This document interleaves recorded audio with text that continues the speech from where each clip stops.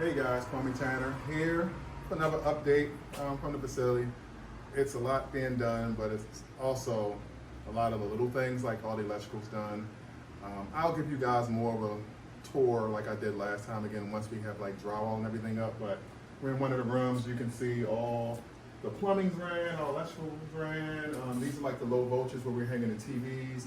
This is where we're doing the lines I told you last time, where we're going to do the HVAC. Each room is going to have its own thermostat where you can heat and cool the rooms.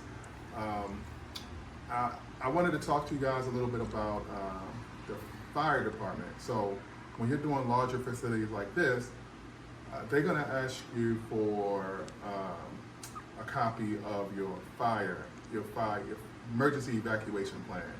So what that means is they're going to want to know what you're going to do in case of fire. They make you have a sprinkler system, but that doesn't mean that you're out of the woods. You don't need a fire evacuation plan. So you have to let them know how far away from the building you're going to be. And if someone pulls the fire alarm, you have to know which exits you're going to use. They want to know how many times you're going to make your staff have a fire drill, which is pretty much practice and for the case of the real thing.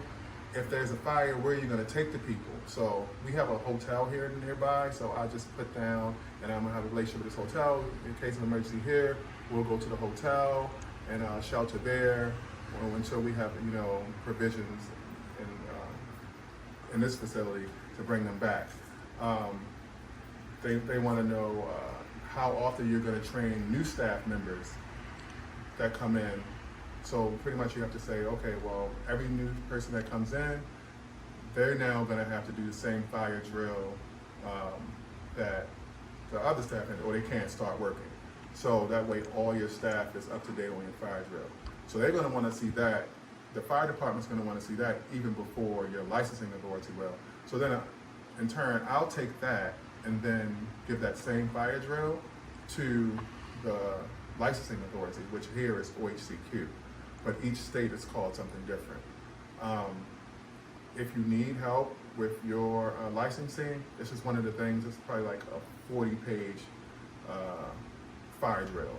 And you have to be very, very, very detailed to get it approved.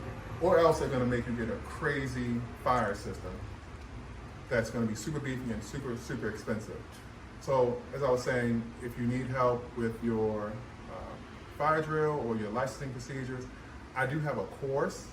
I'll link the course in the description. You guys can check it out. It'll teach you a lot more than just fire drill. And it comes with some one-on-one consulting where you guys can email me back and forth, and I can help you with the process. Talk to you later. Until next time. Bye.